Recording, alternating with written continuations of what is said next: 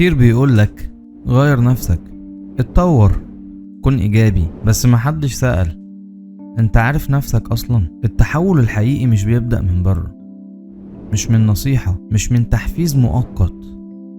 كتير فينا بيشوف التحفيز انتقاد اساسا. التحول بيبدأ لما تلمس شيء حقيقي جواك، لما تسمع الصوت اللي كان ساكت من سنين. هنا في قناة سكون الذات مش حابين نحفزك، احنا جايين نسألك أسئلة مش دايما مريحة لكنها صادقة، وبنقربك ليك. الفهم العميق للذات هو بداية التحول الحقيقي.